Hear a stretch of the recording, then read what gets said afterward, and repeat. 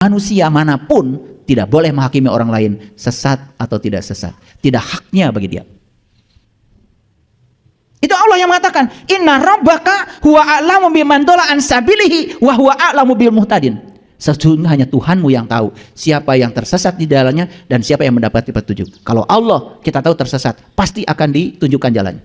Setiap yang bernyawa harus merasakan rasanya mati. Jadi merasakan rasanya mati ketika hidup atau setelah mati? Kata Nabi, mut anta qoblamu. Tolong perhatikan kalimat ini, karena kalimat ini sudah mengalami pendangkalan yang luar biasa. Kullu nafsin zaikatul maut. Sering dengar? Kapan? Biasanya kalau orang meninggal, mau disolatkan di masjid, pasti ayatnya ini. Kullu nafsin zaikatul maut. Apa artinya katanya? Setiap yang hidup pasti mati. Betul kalimat itu. Kalau yang hidup pasti mati, nggak usah ada ayat. Karena setiap yang hidup ya pasti mati. Karena tidak ada yang abadi. Karena Allah sudah bilang, kullu syai'in halikun illa wajhahu. Kan semua itu pasti akan musnah kecuali satu, wajahnya. Kalau setiap yang hidup pasti mati, gak perlu ada ayat. Itu ayat menjadi sia-sia. Sekarang saya kasih makna sedikit. Kullu nafsin zaikatul maut, artinya setiap yang bernyawa harus merasakan rasanya mati. Beda. Ulangi. Setiap yang bernyawa harus merasakan rasanya mati. Jadi merasakan rasanya mati itu pada saat bernyawa atau sesudah tidak bernyawa? Kalau begitu ganti pertanyaannya. Merasakan mati itu setelah mati atau pada saat masih hidup? Ah, udah mulai waras. Saya seneng. Karena orang yang sudah mati itu tidak merasakan rasanya mati. Coba tanya orang mati, gimana rasanya mati? Ah, ini udah mulai waras. Ya, memang kadang-kadang ketika kita waras itu malah disalahkan orang yang nggak waras. Nggak apa-apa kalau disalahkan sampai yang nggak waras. Ulangi. Setiap yang bernyawa harus merasakan rasanya mati. Jadi merasakan mati pada saat masih hidup atau setelah mati? Pada saat masih hidup. Ada perintahnya? Ada. Nabi Muhammad bilang, mut anta qabla mut. Belajar mati sebelum kamu mati. Belajar mati selagi hidup. Dirubah bahasanya oleh leluhur kita di tanah Jawa. Jadi apa? Mati sajroning urip. Jadi mati sajroning urip itu ini kullu nafsin zaikatul maut yang didangkalkan selama ini. Karena apa? Gak mau mikir. Setiap yang hidup pasti mati. Gak perlu ada ayat. Udah otomatis kok. Karena tidak mungkin sekelas Allah mengirim surat kepada kita gak ada pesan. Bukankah ini surat? Surat itu udah ada pesan loh. Nah, pesannya kita tangkap. Yuk sekarang. Setiap yang bernyawa harus merasakan rasanya mati. Jadi merasakan rasanya mati ketika hidup atau setelah mati? Kata Nabi, mut anta qabla mut. Oke? Kata leluhur kita, mati sajroning urip. Leluhur kita di Jawa Barat bikin lagi pernyataan yang berbeda. Sing bisa nganjang kapageto. Esensinya sama? Sama. Ini belajar universal, belajar komprehensif, supaya pemahamannya kompre, tidak parsial, sehingga sudut pandang kita jadi luas. Lanjut.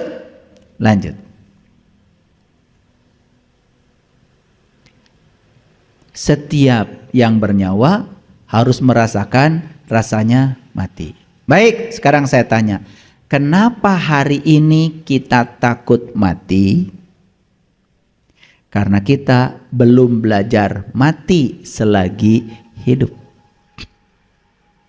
Yang sudah pada belajar mati selagi hidup, gak takut mati lagi. Karena ternyata mati itu enak. Kenapa kita tidak rindu mati? Karena kita belum merasakan enaknya. Sesuatu yang belum terasa enaknya jelas tidak dirindukan.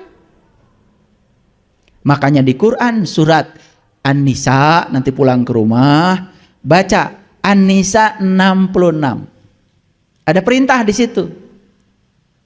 Perintahnya gini, bunuhlah dirimu dan keluarlah dari kampungmu. Dan yang melaksanakan pelajaran ini hanya sebagian kecil saja dari dirimu. Dan jika mereka melaksanakan pelajaran ini, maka mereka akan menjadi kuat imannya. Jelas, bunuh diri yang dimaksud di sini bukan bunuh diri minum baygon, bukan putus asa dengan kehidupan kemudian mengakhiri kehidupan. Bukan, gak mungkin ada perintah dari Allah yang kemudian menyakiti kita. Tidak. Jadi bunuhlah dirimu itu sebetulnya lebih mengacu kepada perintah belajar mati selagi hidup. Oke, pernah lihat orang mati? Sering kan?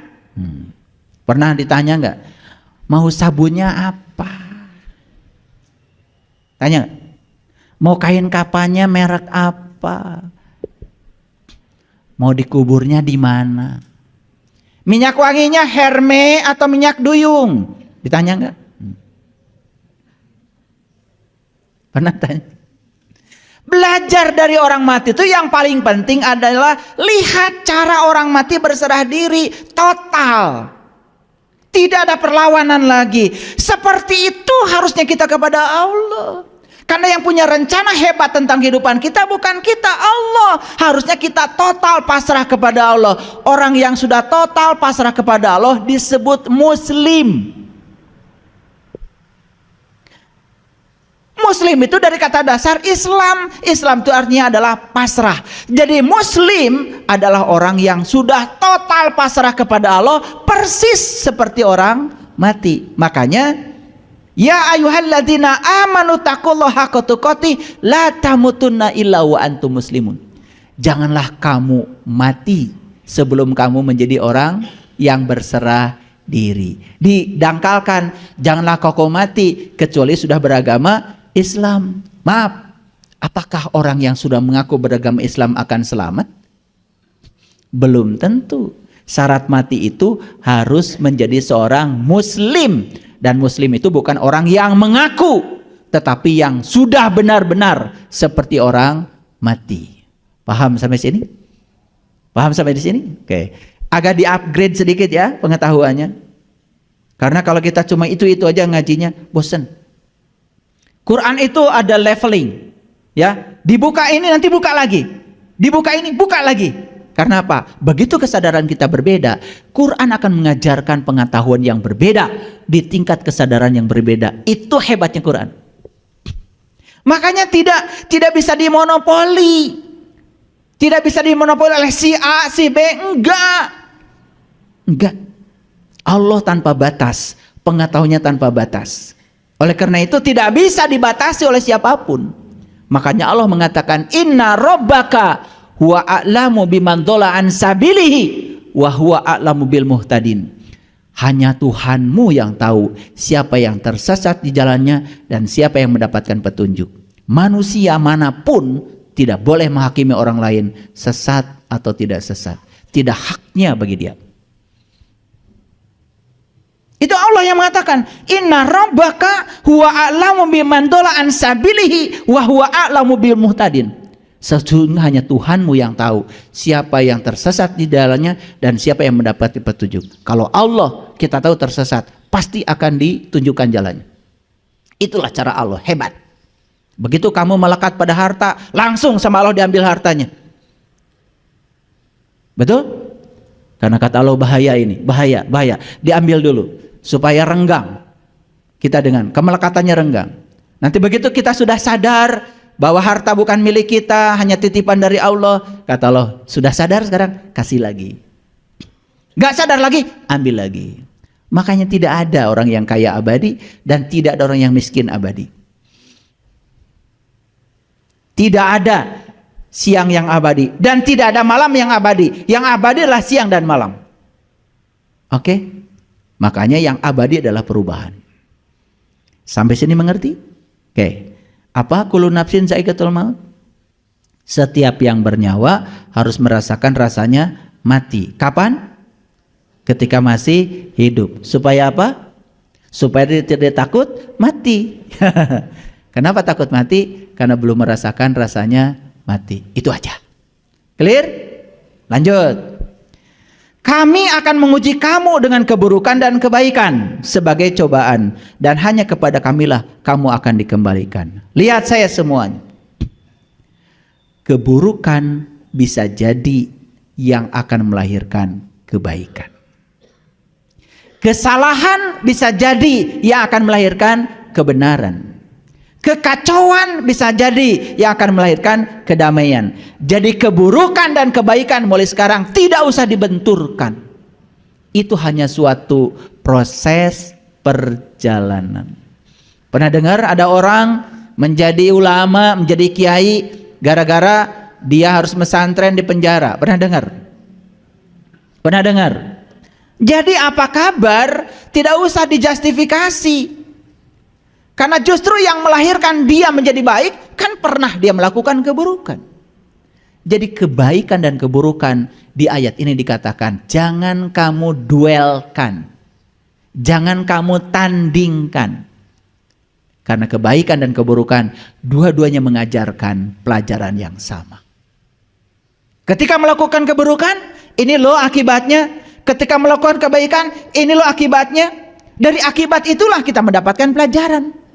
Jadi mulai sekarang stop usil pada orang lain yang disebut buruk oleh pikiran kita. Karena baik dan buruk adalah penilaian pikiran.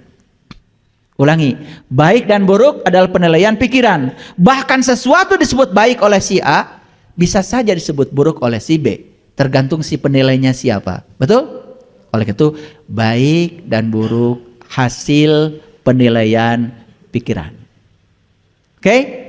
Jadi jangan menilai peristiwa dengan baik dan buruk, karena sebuah peristiwa itu terjadi ada alasan terjadinya, ada pesan di belakangnya. Lihat saya semuanya. Gunung meletus baik apa buruk? Baik apa buruk? Tidak baik, tidak buruk. Baru aja diajarkan masih salah. Setelah gunung meletus, petani panen, subur hasilnya. Baik apa buruk? Baru aja diajarkan. Udah salah lagi. Ini masalah besar kita. Kurang menyimak. Tapi ingin disebut katanya sudah memulai kehidupan. Ini hidupnya belum mulai nih. Orang masih terjebak baik buruk, benar salah, belum mulai kehidupan. Sudah masuk satu indikator, belum mulai. Lihat saya, gunung meletus, baik apa buruk? Tidak baik, tidak buruk. Apakah itu kebenaran? Yes, kebenaran. Apa pesannya? Tangkap pesannya. Tangkap pesannya. Apa pesan di balik meletusnya gunung ini? Oh, karena material di atas bumi sudah mulai jarang. Mineral-mineral untuk tanaman sudah mulai jarang. Maka perut bumi menumpahkan cinta kasihnya. Akibatnya apa? Mineral bumi yang di bawah diangkat ke atas. Sehingga para petani sekarang sudah mulai bisa menanam dengan tanaman yang lebih subur lagi. Ketika petani, itu panennya luar biasa. Hasilnya banyak akibat letusan gunung Merapi. Baik apa buruk? Tidak baik, tidak buruk. Karena baik dan buruk penilaian manusia. Yang ada adalah kebenaran. Karena semesta sedang mengajarkan kebenaran. Jadi sebetulnya karena kecentilan manusia, apapun diberi nama. Ini baik, ini buruk. Jadi baik dan buruk semua hasil kecentilan manusia. Siapa yang centil? Manusia centil.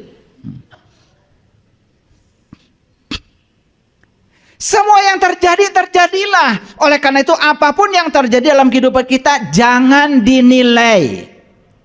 Ya Allah, apapun yang terjadi, pasti di belakangnya ada pesan yang hendak Engkau sampaikan.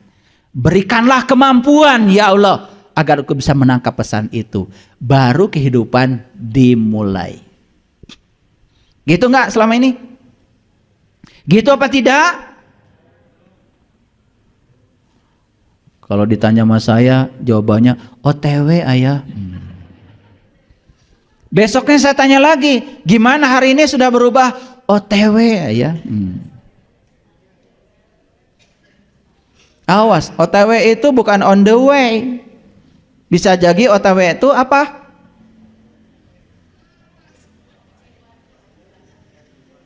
Ya?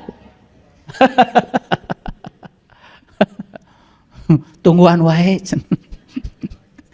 Oke, lanjut dulu. Pelan-pelan ya. Di Quran surat Ali Imran ayat yang ketiga, Allah menyatakan lagi ayat yang 185. Surat ketiga ayat 185. Perhatikan saya. Kullu nafsin za'iqatul maut. Ada lagi, tiap-tiap jiwa harus merasakan rasanya mati. Ini hadiah dari semesta. Makanya para nabi, para rasul itu sebetulnya diutus ke semesta ini untuk mengajarkan ilmu ini, supaya manusia bebas dari rasa takut akan kematian. Paham? Oke. Kemudian Allah mengatakan, dan sungguh akan ditunaikan pahalamu pada hari kebangkitan. Kapan hari kebangkitan? Hari saat kita dibangkitkan dari kematian. Kapan itu? Saat kita merasakan mati selagi hidup. Disitulah kita akan merasakan kebangkitan kesadaran. Di situ kita akan merasakan kebangkitan kesadaran. Karena kalau kita bicara hari kebangkitan, selalu saja nanti. Belum tentu kebahagiaan. Hari kebangkitan itu adalah sekarang. Kita mau bangkit atau tidak, terserah kita sekarang. Mau bangkit apa tidak? Bangkit dari apa? Bangkit dari ketidaksadaran agar kehidupan bisa dimulai. Barang siapa yang dijauhkan dari neraka dan dimasukkan ke dalam surga, maka sungguh ia telah beruntung. Kehidupan dunia itu tiada lain hanyalah kesenangan yang memberdayakan. Lihat saya. Ketika kita dijauhkan dari neraka, berarti kita didekatkan pada surga. Kapan seseorang itu bisa dijauhkan dari neraka? Lihat saya semuanya. Neraka itu terjadi karena kesadaran kita rendah. Surga itu terjadi ketika kesadaran kita sudah tinggi. Saya kasih contoh. Ada orang memfitnah kita. Kita mau lihat orang itu sebagai musuh atau melihat orang sebagai guru? Benar aja. Yang benar. Orang menjatuhkan nama baik kita, memfitnah kita. Orang ini mau dipandang oleh kita sebagai musuh atau sebagai guru, terserah kita memandangnya. Begitu dianggap musuh, berarti kita akan melawan dia sebagai musuh. Dan kita akan bertempur dengan dia habis-habisan. Apa yang terjadi? Kita bikin masalah baru. Makanya ada orang yang benci pada orang lain, kemudian dia menumpahkan kebenciannya, kemudian dia akibat menumpahkan kebenciannya, dia urusan hukum. Bikin masalah baru. Tapi kalau kita pandang dia sebagai guru, terserah kita. Oh, ini guru kesabaran saya. Dia diharikan semesta untuk membuat saya tambah bijaksana, tambah sabar. Saya maafkan. Karena dia sesungguhnya tidak memfitnah saya. Dia merendahkan dirinya sendiri. Saya tidak akan pernah bisa jatuh di fitnah siapapun selama saya berbuat baik. Bagusan mana? Menganggap musuh atau menganggap guru? Sudah gitu kalian. Berarti belum mulai hidupnya. Belum dimulai.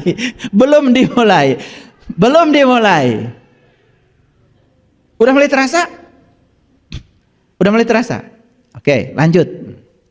Jadi dia mau dijadikan musuh terserah kita, Mau dijadikan guru terserah kita, tergantung kesadaran kita. Yang sadar dia jadikan dia sebagai guru, yang tidak sadar akan dijadikan dia sebagai musuh. Apa yang terjadi? Begitu dia jadikan musuh, kita menciptakan neraka bagi diri kita sendiri. Begitu kita jadikan guru, kita menciptakan surga bagi kita sendiri.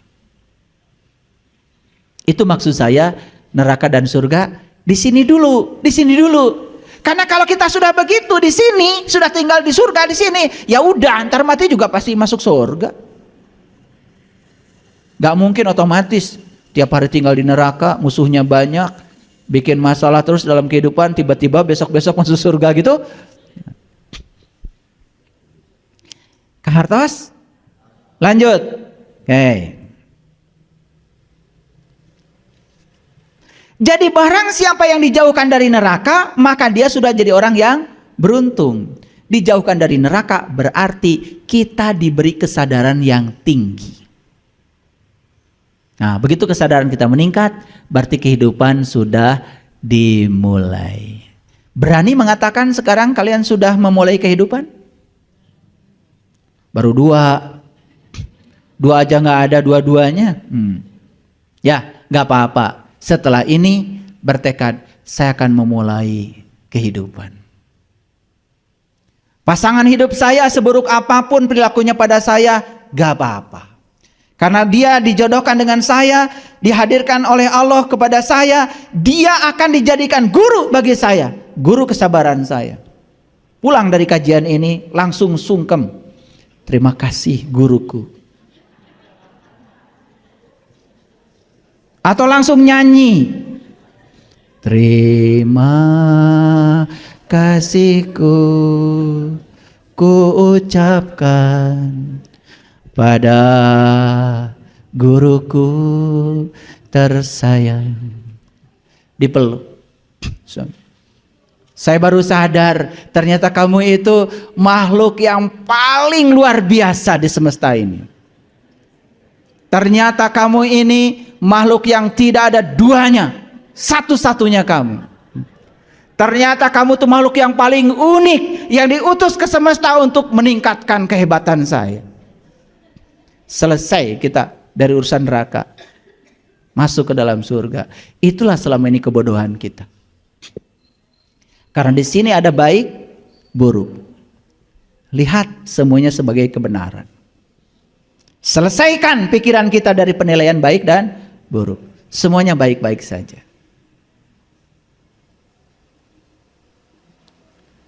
Lanjut? Oke. Jadi ada yang namanya penyakit wahan dalam hadis. Saya membaca hadis riwayat Abu Daud nomor 4297 dan riwayat Ahmad. Jadi dalam hadis ini Rasulullah ditanya, ya, apa wahan itu? Ini singkatnya Rasulullah menjawab, wahan itu adalah cinta dunia dan takut mati. Hubud dunya wa karihatul maut. Jadi begitu seseorang melekat pada dunia, dia akan lupa jati dirinya. Dia lupa bahwa sesungguhnya dia datang ke dunia itu hanya diperankan semesta untuk memayu hayuning bawono, bukan untuk melekatkan diri pada dunia. Inilah masalah besar kita. Setiap hari habis waktu kita untuk mengumpulkan yang akan ditinggalkan.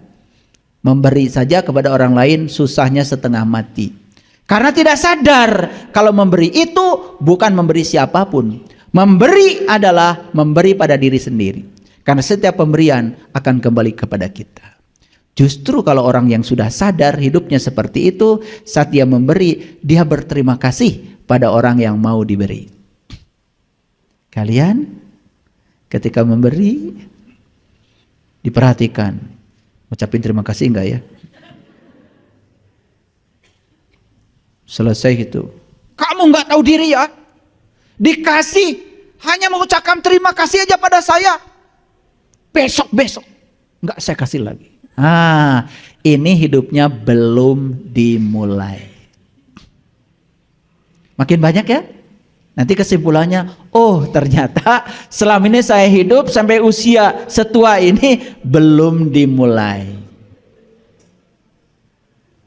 Makanya di komunitas saya, kalau saya berbagi sembako, berbagi apa, ya, saya ngasih sambutan dulu biasanya.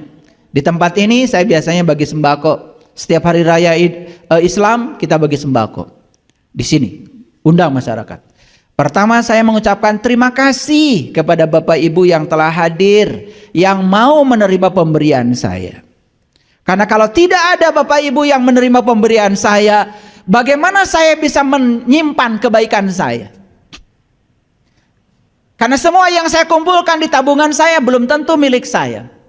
Semua yang saya belikan rumah, belikan ladang, belum tentu juga milik saya. Malah jadi bisa konflik untuk anak cucu saya. Tapi yang saya bagikan kepada Bapak Ibu jelas itu milik saya. Terima kasih sudah menerima titipan saya.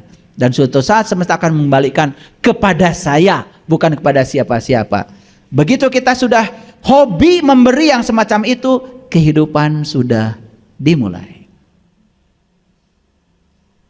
Nah, kenapa tadi ayatnya kan jelas? Ayatnya jelas. Kenapa manusia banyak yang takut mati? Takut mati itu gara-gara hubud dunya. Dunia yang harusnya diolah menjadi instrumen yang dapat mengantarkan kita kepada kesadaran yang tinggi, malah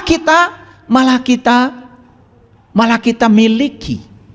Malah kita melekat kepadanya. Apa yang terjadi? Itu yang menyebabkan banyak ruh-ruh yang saat keluar dari tubuh ini masih melekat kepada yang dia miliki. Gak bisa pulang muni ayat innalillah wa inna ilaihi raji'un. Makanya kata-kata Rasulullah keren banget. Penyebab takut mati salah satunya adalah hubud dunia. Saya mengajak untuk berbuat kebaikan itu. Kadang-kadang sudah dikasih contoh pun, saya kalau mengajak, yuk kita kumpulkan dana, saya pasti duluan. Saya tidak pernah ya menyeru, ya mohon maaf, jamaah saya melakukan kebaikan tanpa saya melakukannya. Silakan ditanya. Saya kalau di grup menyeru sahabat-sahabat saya, yuk kita berbuat kebaikan, saya pasti orang pertama yang melakukannya. Sudah dikasih contoh seperti itu pun terkadang masih saja ini nih pikiran gelap. Itu yang disebut dengan ego. Karena kita belum hidup, belum memulai kehidupan.